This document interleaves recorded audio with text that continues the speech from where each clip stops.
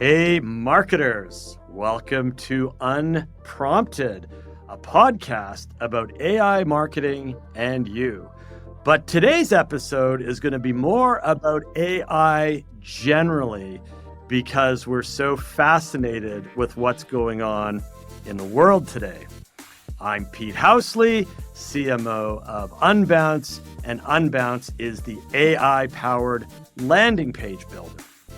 I've got some news. We've reached a milestone and we now have a listening audience of almost 7,500 listeners. Thank you all for tuning in as we build this movement and claim our space as marketing AI champions. Today is episode 6, and we will be going to DEF CON 1 as we explore the AI arms race and unpack the history of AI and what led us to get to this incredibly exciting and definitely scary time.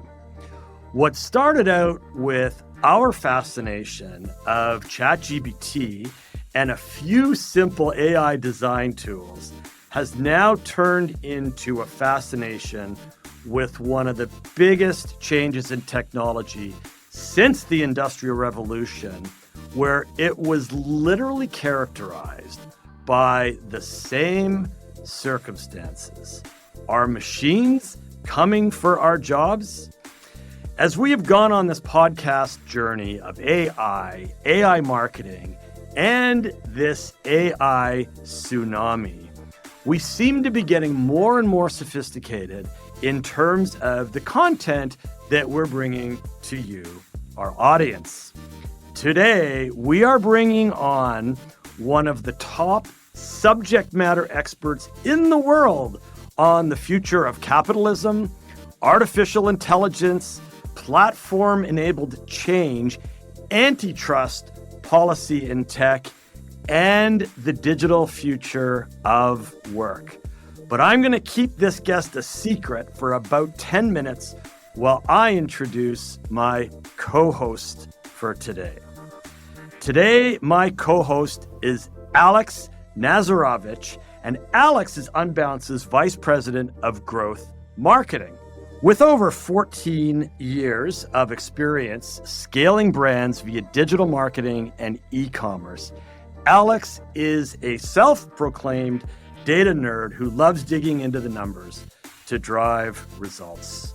Prior to working at Unbounce, Alex was VP of Growth at Indochino and has led a number of organizations, including working in the cannabis sector during the legalization of cannabis in Canada. Something that I want to just call out to our listening audience is this role of growth marketing and having VPs of growth marketing is an emerging and very important role in today's marketing stack. These leaders are highly accountable for results and no longer can hide behind pure vanity metrics. They've got to deliver revenue, performance, measurement, analytics, forecasting, and so on. Alex happens to be one of the best data-driven marketers I've ever met and happens to lead a fantastic team here at Unbounce. Alex, welcome to the show. And what is on your AI mind these days? Thanks, Pete. Well, I am astounded by the big moves we've seen in the past few months. I mean, the digital marketing landscape is not today what it was 6 months ago. And I don't think it's a hot take to say that 6 months from now, it's going to be the same either. So what's on my AI mind today is how is AI adoption being fostered by our tech overlords? And how does this change our approach to customer acquisition and activation?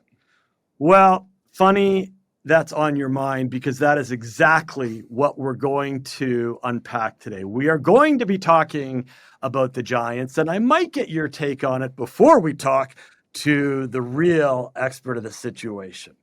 All right, so Alex, you oversee an entire performance marketing team. Mm-hmm. And obviously, I've been nudging everyone to get on the AI bandwagon. So tell me a little bit about how you and your team habits and practices have changed over the past 6 months as it pertains to AI? Right now, our habits are pretty much the same as they were prior to the release of ChatGPT and the AI onslaught. It just makes everything faster and easier. Like if we need some new ad copy to test that's kind of last minute, AI to the rescue. If we want to whip up some code to make a forecasting model work better or to troubleshoot the integration of a couple programs so that our leads flow through, usually we can get a pretty great answer from ChatGPT or similar. All right, so that is great. Now, I'd like to say on a scale of 1 to 10, on you and your team's adoption of AI in your day-to-day life, where are you? And be honest, please. Okay, well, if we're really being honest, I would say that we are a 3 out of 10. We're embracing the parts that work for us. I think all of us use ChatGPT and similar, but it hasn't actually altered our approach to digital marketing, to growth marketing in any way. I feel like we barely scratched the surface, honestly. Well, and thank you for being honest. And I think, to be honest, right now where we are, as marketing departments across North America and the world, a 3 on the adoption curve is probably pretty high. Yep. And the next level of this is going to be when we are building systems and standards into our workflows where it's scheduled and part of the day-to-day. And we're going to get to the point where we start evaluating tasks. Should I do it manually? Should I use it doing AI? Should I use a combination of both? But this is definitely coming. And what I would expect is that all departments in companies will be evaluating AI and determining what aspects of their workflow should be augmented. And what I always remind our listening audience is if you're not embracing AI, you might be replaced by someone who is. So please be curious about AI.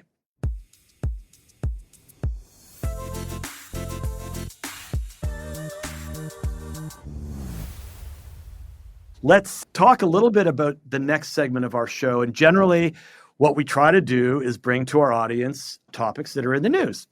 And we follow the AI news and we have all of our feeds. But overarching the media has been the big giants. And so Meta and Twitter, now X, have entered the race. And I just couldn't help but just love the media frenzy around Zuck and Musk in a cage fight, and just that sort of literal interpretation as well as the metaphor have been super funny. But I know you've been studying AI, so tell us a little bit about your take on Meta and X entering the AI race. So maybe we can talk about Meta a little bit first. Meta is releasing Llama 2, and they claim Llama 2 is a fully open source large language model. And this is causing all kinds of waves in the industry because if it's truly open source, this means anyone can get into the code, anyone can use it. Supposedly anyone can use it for commercial purposes, and the public can generally get in there, or journalists can get in there and understand what's actually going on underneath the surface. And this is in direct opposition to OpenAI and ChatGPT.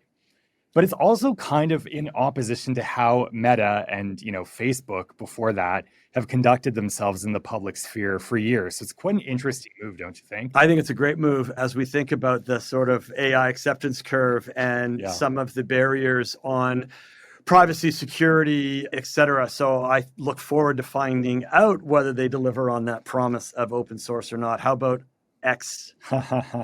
Yeah, so let's compare that to Elon Musk's XAI. So XAI sounds straight out of a sci-fi movie. They've literally made their mission statement to understand the true nature of the universe, big on showmanship. They talk about how they've poached all these brilliant minds from leading AI and AI-adjacent companies.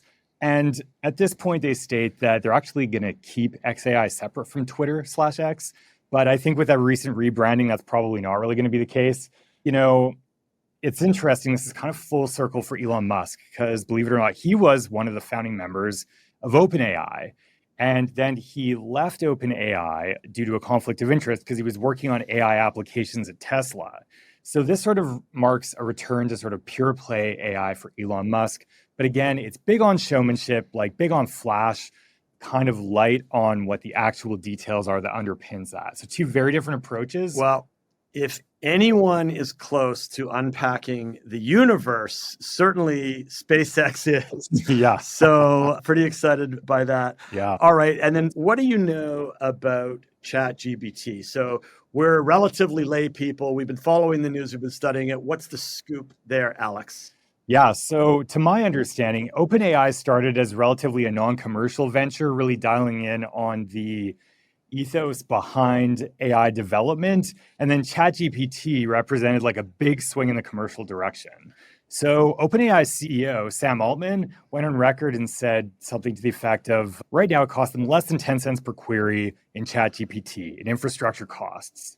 But the thing is, if you think about how many people are using ChatGPT and asking it things every day, that's insanely expensive. So this is a pretty aggressive customer acquisition play to me. You can also see this in Bing's AI chatbot as well, which also made a big splash when it came out, and I think put a little bit of a dent in Google's market share. But then you can see that Bing is taking its AI chatbot to the two most popular internet browsers in the world. Soon you'll be able to access it through Google Chrome and then Safari, which says a lot about how desperate the big players are. Yeah, it's funny. As you think about all of these tactics or strategies, audience wins, right? It really doesn't matter how much you pay for that audience. If you have the lion's share in the world and you have the eyeballs, the money will follow the audience. So let's shift gears a little bit. So that was super interesting, Alex. Clearly, you've been paying attention to the news. You've clearly done a bit of study on AI. And in my opinion, you sound wickedly smart on this topic. But you are not an expert on this topic. And I'm looking forward to introducing our guest in a moment. So let me formally introduce today's topic.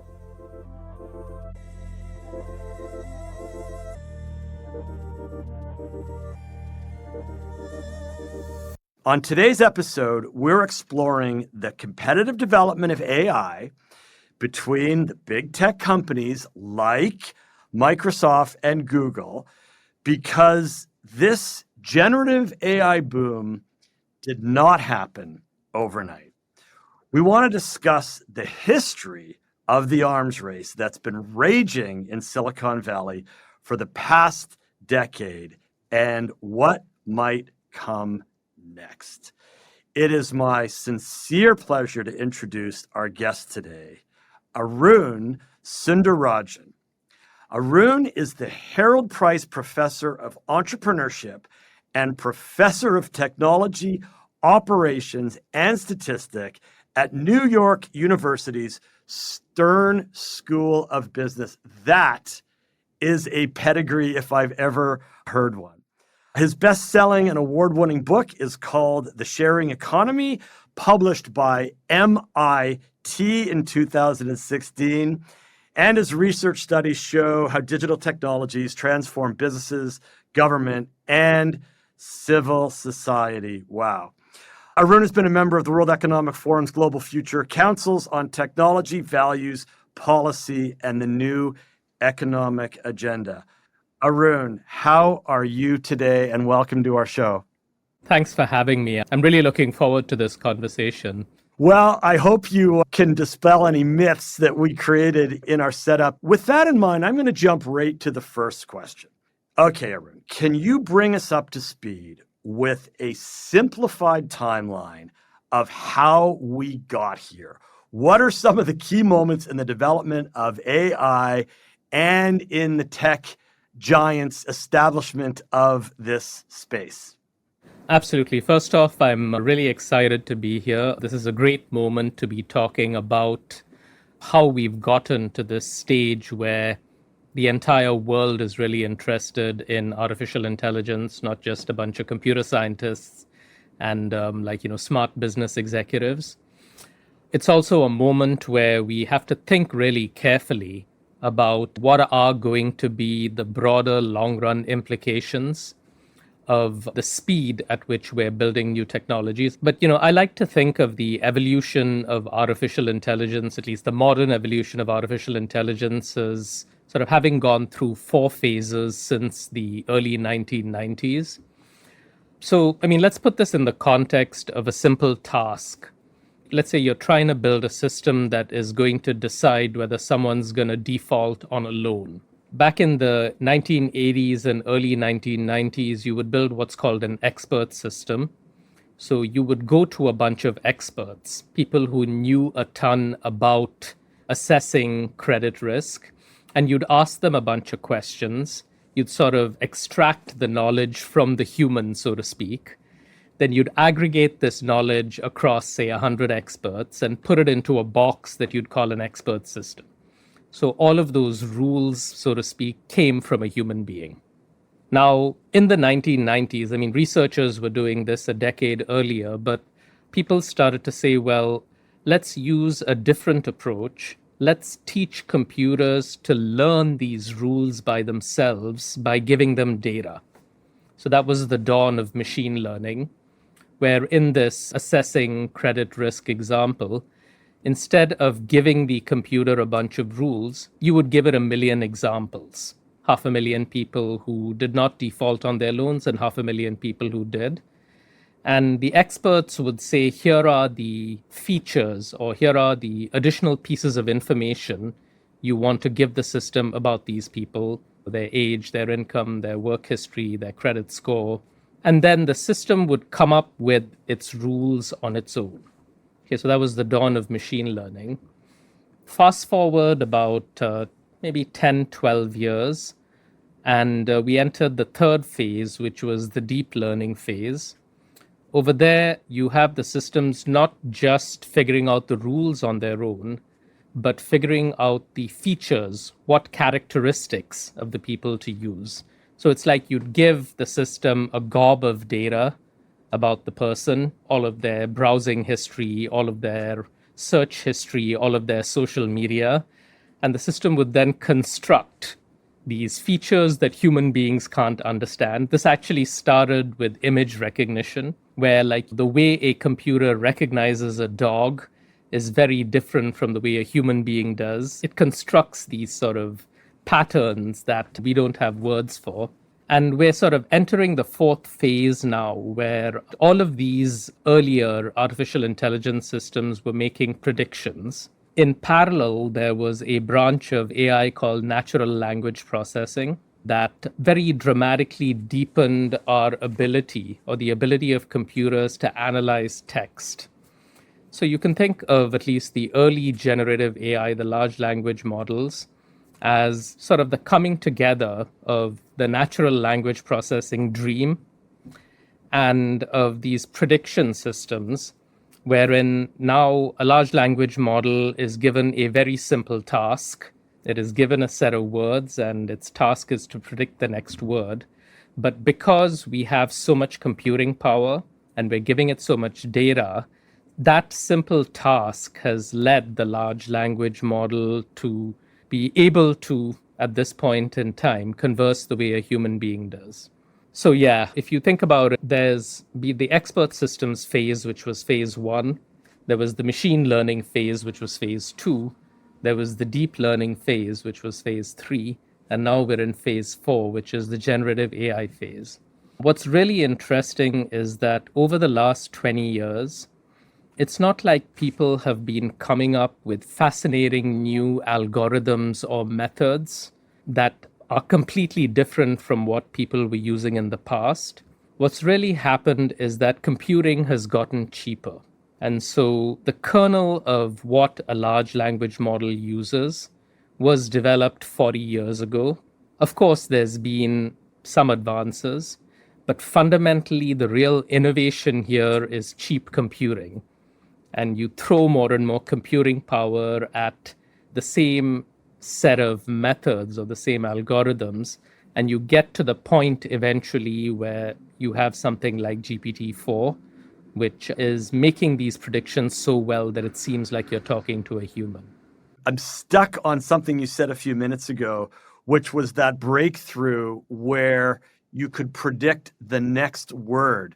That sentence alone, to me, Arun, it's so evocative of how it seems like the world is behaving, because not only does it predict the next word, it writes the next 5 sections and paragraphs and everything, but relatively borrowing on that same principle. So for me, when you mentioned that, that was an aha moment for me. And thank you for putting it so simply.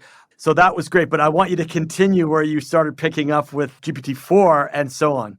I think people are often stunned by the blinding simplicity, in some sense, of the task that these large language models have been given. I mean, it's made many of us in academia start to question, how do human beings create the sentences that they do? Are we actually just sort of in our neural networks predicting the next word, or do we actually know the sentence before we say it? And if you sort of try this exercise on yourself, you'll realize that you're not quite sure. Sometimes you pause, you formulate your idea, but do you actually know exactly what the next word is going to be until the last word has been said? Well, and Arun, I feel like if I'm nervous in a public speaking situation, I have no idea what the next word is going to be. But if I'm relaxed, I'm quite confident. I'm assuming the computer doesn't get nervous in these situations. Not yet. I mean, we've seen grammar certainly emerge from this predicting the next word, being able to pick up on the importance of a situation and getting butterflies in its digital stomach. That we haven't seen as yet. But the simplicity of this task also sort of underscores something really important about the reliability of what comes out of a large language model. Because my students often ask me that, why does ChatGPT sometimes get things wrong?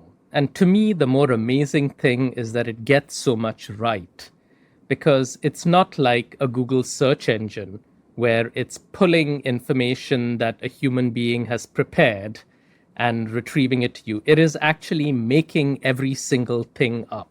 Every word that comes out of ChatGPT or Bard or anything built on Facebook's Llama is generated on the fly by the computer. And so what it means is that, yes, it's technologically fascinating, but there's a very important need for human beings to pay attention to what has been created, because it's not like it's coming from some pre-existing source. It is actually being created on the fly. I'm fascinated by the ideation possibilities that something like ChatGPT creates. I think people who are looking for it to give you the exact answer are probably using it wrong. What we should be doing, at least in part with ChatGPT and with other large language model-based systems, is using them to come up with things that we might not have thought of, and then bring the humans into the loop to take the good ideas to completion. Meta has some of the best AI scientists in the world. My colleague Jan LeCun, who's a computer scientist at NYU, heads Meta's AI research team.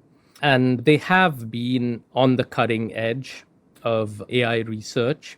But the market reality today is that OpenAI has leapfrogged ahead of everybody else. OpenAI and Microsoft, with Google hot on their heels. And so I see Meta's open source decision as partly a philosophical decision. Hey, it's good to put the tools in everybody's hands. But it's partly also a competitive response, because when you're dealing with two powerful market leaders who have already established themselves, releasing a third closed source system isn't going to make too much of a dent. And so for them, this is as much about ideology as it is about competitive strategy. That's a brilliant take. So we now have Google, Microsoft, Meta, a little bit of AI, AKX thrown in. What is your take on what's going to emerge in the next few years among those 4 players? Well, I think that there's going to be a tremendous amount of value creation from the Microsoft OpenAI partnership, but also from Google and Meta. The scope of what we use digital technology for and the fraction of capital spending that is on AI, the number of things that aren't being done purely by humans but are being done through human AI partnerships is just going to expand significantly. And so I see generative AI as being a huge growth opportunity for all three of these players, Microsoft, Google, and Facebook. A lot of people wonder why Google wasn't first to market. In many ways, it also has been hiring some of the best AI minds in the world. It's been pouring billions of dollars into AI research for a couple of decades. It was the first company to get a self-driving car on the road. And so clearly its AI chops can't be questioned. And, I think there are a couple of reasons why we didn't see a ChatGPT-like product from Google. And neither of them are technological. One is that Google is a $1 trillion company with 2 billion users. And so it has a more cautious approach to releasing new untested products. In some ways, there's a much greater level of brand risk. There's also a much more active conversation within the company about the risks associated with AI. And so in some ways, I feel that OpenAI's rush to release ChatGPT has pushed Google into 100%. releasing Bard. It may not have been ready for prime time. What is actually at stake for these companies? Like, could it be winner take all? Like, what is your take on what is at stake? Well, I think that there are a couple of different things that are at stake here. The simple thing that's at stake is wallet share of corporate spending on digital.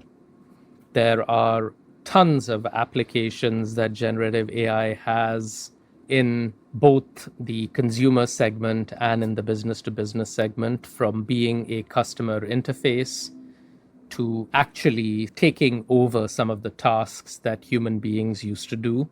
In our economy where trillions of dollars of the GDP are services and information.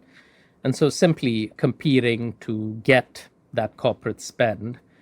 But there's also sort of a deeper competition underway here, because I get the feeling that we are fundamentally changing through generative AI how we as humans get information. Because if you think about it, before there was widespread literacy, before there were books like hundreds of years ago, the way you got information was either you worked it out on your own in your head from what you knew, or you asked someone. And then for a few hundred years after that, books and other written materials started to be an authoritative record of something. So you didn't have to figure it out on your own or ask someone else. You could go to that non-customized source. You were trying to figure something out about building. You could read a text about how to build in general and then sort of fill in the gaps yourself. And in many ways, the internet put this on steroids because it wasn't just encyclopedias and libraries anymore. It expanded the set of pieces of information you could access dramatically, but it was still information created by someone else. Now, generative AI is taking us into this sort of uncharted territory where you have an expert on demand who is working it out for you on the fly and giving you that information. It's not like a search engine where it's giving you someone else's pre-created information. It's almost like a third form of getting information at a very fundamental way. It's not ask an expert. It's not figure it out on your own. It's someone else figures it out for you in an incredibly customized way. Well, and that begs a huge question for us as marketers. For 20 years, I have been a content marketer and trying to make sure that my industry keywords and my content and my SEO best practices are there so that on a search, customers with any intent for my category are going to find me. none of us know how to deal with what's going to happen in a ChatGPT world where we can't necessarily stimulate the results. And so as marketers, we don't know what to do about the new way people are consuming information. Yeah, and this is going to pose a really difficult challenge for the companies that are building these generative AI systems. Because if a brand is represented in a particular way, for example, by ChatGPT, the people who own that brand are certainly going to approach Microsoft and OpenAI and say, hey, either this is not representing me right, or we'd like to be represented in this way. And then it's up to OpenAI or Google whether they're going to refine their guardrails to sort of tailor the content to be aligned with. But if they do that too much, then the beauty of the generative AI system, the charm starts to be lost. And so it's sort of a fine balance that they're going to have to strike. So we talked a little bit about, Microsoft and ChatGPT and Google having deep pockets and coming back. Do you think Google will take over the lead here, or what's your crystal ball tell you? If it was just OpenAI competing with Google, my prediction would be that Google would eventually catch up. Since it's OpenAI in partnership with a company that has the scale that Google does, Microsoft, I think OpenAI's lead is going to persist for a while. Google's also got a couple of other things that cause it to approach generative AI with some caution. It's got an existing search advertising business that is generating hundreds of billions of dollars for it. This search advertising model rests in part on Google being an intermediary rather than being the actual publisher of what we get when we search. This is where Section 230 comes in the United States, where Google is an intermediary that has limited liability against what people get through Google. And if Google throws away its search model and replaces it with a pure LLM generative AI model, it is potentially squarely putting itself into the role of being a publisher. And I'm not saying that that's necessarily the wrong strategy, but you can see how a company with hundreds of billions of dollars of revenue at stake. Yeah, it's very conflicting. And, in many ways, this has been incredibly empowering, right, for tens of millions of small businesses. They've got access to global marketing sort of at the click of a mouse. There's also some, I guess, irony in the fact that part of what might be holding Google back here is because they are in a fairly strong position in an existing market, right? They've got 2 billion plus search and YouTube users. They've got 3 antitrust cases pending against them. And so if they rushed into launching a large language model based system, the thinking within the company might have been that do we really want to sort of draw further attention to the charge that we are extending our market power from search into a new domain? And the reason why I think it's ironical is because I think this is precisely what held Microsoft back from entering the mobile operating system market aggressively 20 years ago, because they had just come out of this huge antitrust case. They had the world's best OS engineers. There was something that prevented them from building the standard for the smartphone. They had some of the best researchers in the world. It was probably, hey, let's be cautious. And then along came Microsoft with the iPhone OS and Google with Android. And so, yeah, I guess the tables are turned now. So, yeah, Arun, you just so clearly summed up the fascinating problem faced by Google. So where on earth is AI going from here?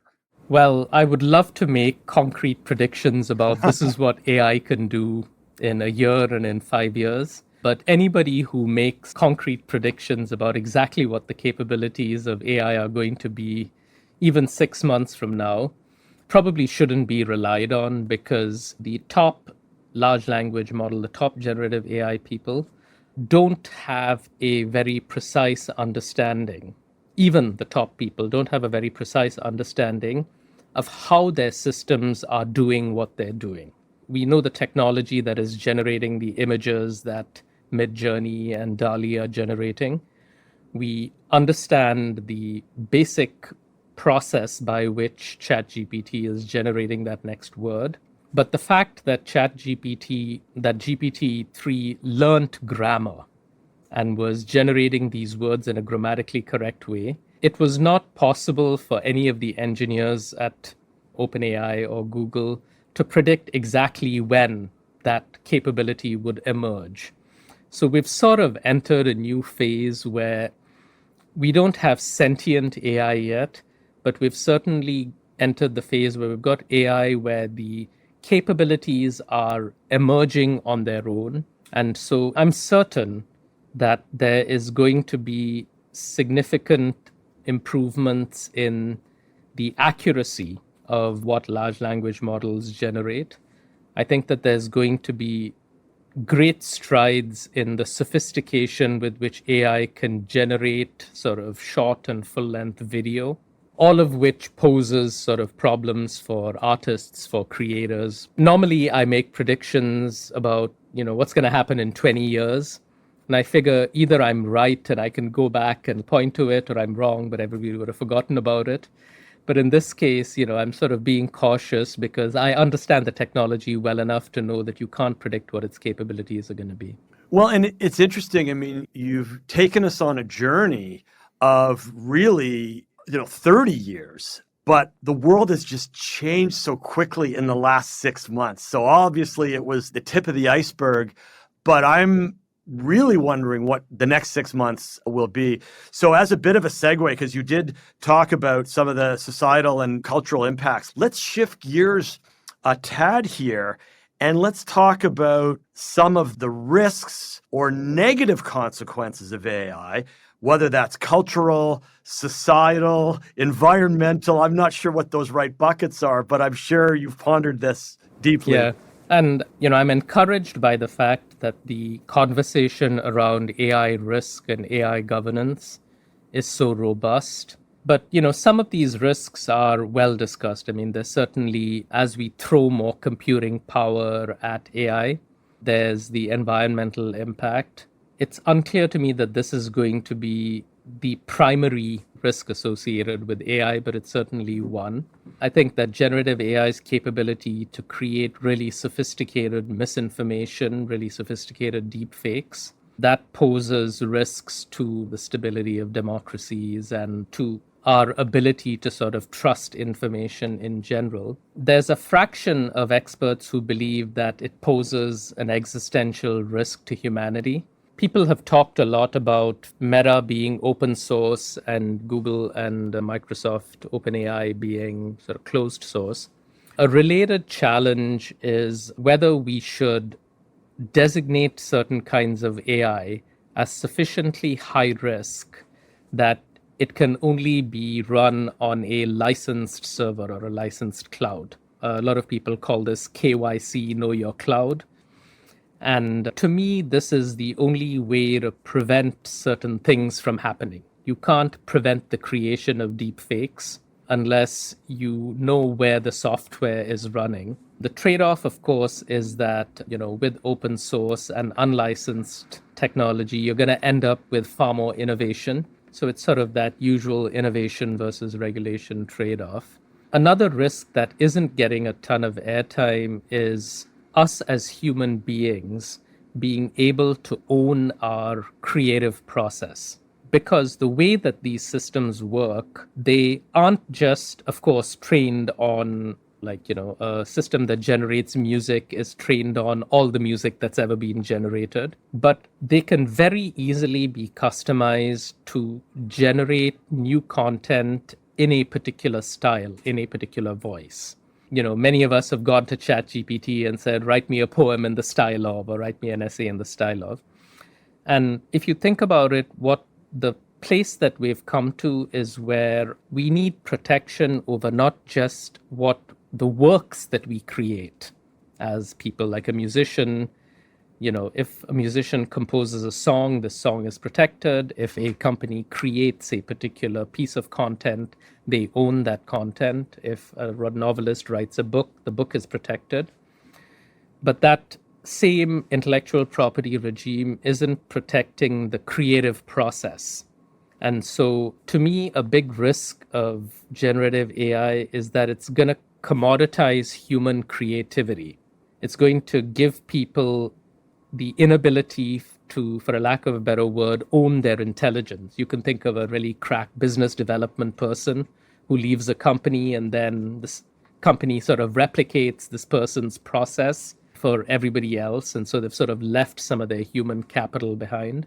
So expanding intellectual property law so that I own my AI or that you own your artificial intelligence. I often think back to the early days of the internet when Napster came out and we were sharing music back then. Yeah. I mean, and today we're not sharing music, we're sharing musicians. We're not downloading art, we're downloading artists. And so it's sort of a scary moment where we have to decide as human beings how much of our intelligence do we want to claim for ourselves and how much of it do we want to just cede to this collective intelligence that is generative AI. Well, and as we think about as human beings, can we go to the topic of humanity? Because obviously that's profoundly provocative when you say there is a risk to humanity. So we would love to hear your thoughts. Well, I guess there are 2 points of view on this. I mean, one point of view is that these fears are overblown. The only reason why we're worried about AI taking over the world is because we've given it the label artificial intelligence. Because fundamentally, inside these boxes, there are complex algorithms and mathematics going on, optimization going on. We happen to call it AI, and so we worry about it taking over the world. On the other hand, you have millions of people playing networked video games with a ton of AI built in there. And in some ways, like the intent that these human beings are expressing to the gaming systems is violent, but nobody's worried about, the latest video game taking over the world. So that's one point of view, that these fears are overblown. It's just about a label. The more worrying point of view is that as AI systems get more and more sophisticated and start to generate their own artificial intelligence, it's not like they're gonna, rise up one day and say it's time to wipe out humanity. It's just that we may end up being an inconvenience. If you think about the history of humanity, we didn't set out to wipe out a whole bunch of species. We just sort of maximized our own progress, and they sort of fell by the wayside as a byproduct. And so if some AI system suddenly decides that, space travel is high priority, this pesky atmosphere is getting in the way, let's sort of get rid of it, and then we can dramatically accelerate space exploration. That's the kind of scenario that I think a lot of people say, hey, maybe there are safeguards we need to put in place to make sure that we're not an extinct species. Well, I mean, speaking of the atmosphere, I do worry about climate change right now and what's going on in the world today. And I wonder whether AI could help solve that problem or not. I'm sure that's probably a use case that someone's working on. Oh, absolutely. I think that part of the reason why there's a lot of conversation around the need to slow down AI research and the risks of AI is that the race is happening without a clear objective. A student once asked me in class as I was talking about the AI race, he said, so professor, what's at the finish line? So he was trying to figure out what are these companies going towards? I mean, why do they want to build a system that speaks like a human or writes like a human? And we're at the point now where we don't know what the eventual use of these AI systems will be. Once there's a demonstration that the successor to generative AI can actually make a dent in curing incurable diseases, in developing new drugs, I think that there's some progress that's being made there. In addressing climate change, I think that's when the value of the innovation is going to become clearer. Humanity has generally borrowed from the future. In some sense, we invested in petrochemicals, and now we're sort of 100 years later, our generation is paying the price of that. Sad about it. Yeah, it's the same thing with plastics, with drug discovery, and now with deep learning. We don't know how these systems are working. They just work incredibly well. So we keep making them faster and faster and more powerful. But we don't know exactly what the costs are going to be in the future. But I'm generally of the view that climate change and addressing climate change isn't just something that is going to be addressed by AI. It's going to be addressed by an increasing fraction of the workforce. And paradoxically, it's probably going to dramatically grow the world economy because there are these massive new problems that human beings have to solve. So it seems like this starts talking about the ethics of AI. So depending on your viewpoint, either AI is going to be this, humanity's best sidekick, or it could just wipe us all out on a whim. Can you give us a crash course in ethics and AI and how those two interrelate? Well, some of the earliest conversations about AI and ethics often came up in the context of what is known as the trolley problem. It's an old philosophy problem. Do you take an action that causes greater damage, or do you not take an action and cause less damage? And there's no correct answer to that. But when people started building self-driving cars, that was front and center with AI ethics, right? How do we imbue the right values into these artificial intelligence systems? There was a similar discussion around embedding AI into weapon systems. And that's been going on for a while as well. I think what the last 5 or 6 years has brought to the fore is that because of the way that new AI systems are created by machines learning from data, if there was bias in the data, in the decisions that are reflected in the data, then the machine learning system might be biased as well. Not malevolently, but because it was trained on biased data. That is still a very important part of the AI ethics conversation. But I think with generative AI, we are entering a deeper ethical conversation about what should human beings own about their intelligence. How fast should we allow technology to progress when there is a very real risk that it's going to displace very rapidly the demand for a lot of human employment?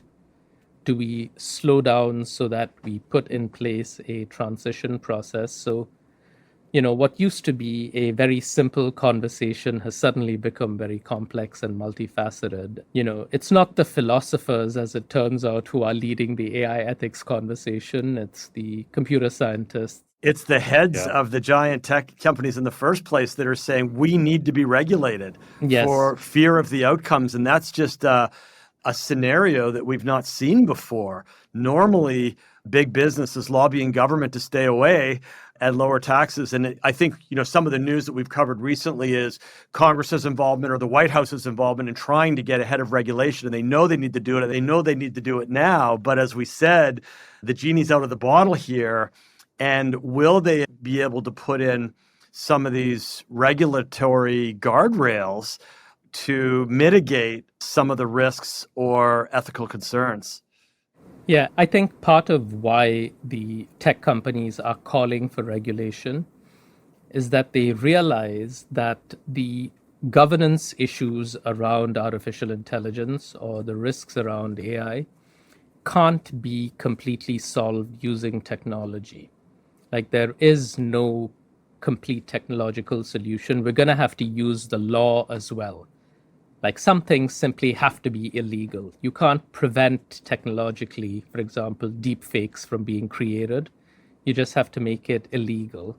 And then you need some sort of regulation to implement and enforce, and maybe some sort of new government agency that helps interpret existing laws in the AI context. Where is existing copyright enough? Where do we need new laws?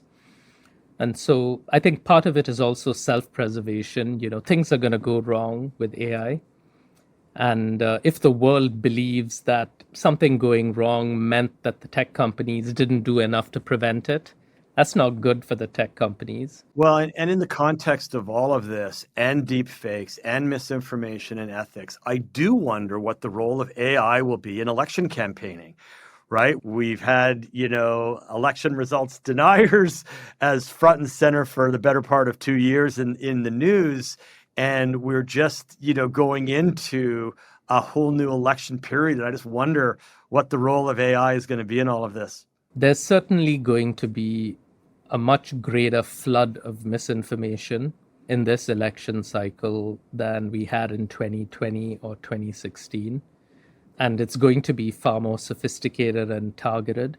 I think that generative AI isn't just good at creating the misinformation, but at generating it in a way that is customized to each individual. In some ways, the same way that marketers are using generative AI for lead generation and to sort of customize those email messages, those cold email messages, to customize the content of advertising. The same thing will be brought to bear, in the creation of misinformation. And so I think that there's a growing recognition that over time, again, the only solution to misinformation is end user education. You can't create laws, you can't create technological guardrails that will prevent misinformation. You just have to educate people to recognize it. 100%. We have just a few minutes left. Let's do a big transition back to the concept of the original show, of course, is Unprompted, a podcast about AI marketing and you. How do you take all of that big information on how the world is changing, and what are some implications that you would advise marketers to be thinking or doing? Let's take that right down to the marketing level now. In many ways, I'm glad that we're talking about the intersection of generative AI and marketing rather than, say, finance or accounting or operations, because the manifestations of generative AI that we have seen are very much in the creative and messaging space. And so there's a very logical overlap with what marketers do. So, some of the obvious ways in which marketers should be using generative AI, if they're not already, is in customizing their content more precisely to suit the needs of their customers. I think that using ChatGPT to generate potential sort of marketing content or potentially what goes on the side of the cereal box, that's helpful, but that's not really tapping into the power of this system. You can't hire 10,000 people to customize a message to 10 million customers. You can use generative AI for that at a very small fraction of the cost. And so marketers should be thinking about expanding rather than substituting what the human content creators do. I think that there's tremendous potential for intelligent summarizing, which then gives you insight into your customers. If you're trying to gain more insight into what kind of message is going to work for this person, if you have a whole bunch of content that they have responded to, you can use Gen AI's summarization capabilities to understand your customers better. That having been said, I still think we're in the experimentation phase. I think it's risky for a brand to completely cut human beings out of the loop at this stage. And so I would say take small steps forward, raise the stakes gradually, make sure that you as a marketer don't lose your voice or your authenticity because you are relying on Gen AI tools. Well, or lose our jobs for that matter. So what we want to do is lean in, be more effective, expand our capabilities, but drive and still be creative and strategic and successful marketers. All right, we're at time today. That was an incredible journey. Thank you so much to our guests. Arun Sundararajan, you were the hit of our series so far. Thank you, Peter and Alex. This was really fun. Thank you for being such an elegant guest today. Thank you. This podcast is brought to you by Unbounce. Most AI marketing tools are kinda the same. That's because they're built on the same generic machine learning models, and they get you generic results in your marketing. Unbounce is different. It's trained on data from billions of conversions, which means it gives you content and recommendations proven to get you more leads, sales, and signups. If you're a marketer or just someone doing marketing, you need Unbounce. You can build beautiful, high-converting landing pages for your ads and emails, plus get AI copywriting and conversion optimization tools, all powered by more than a decade of marketing data. Get the most conversions with Unbounce. Learn more at unbounce.com/unprompted.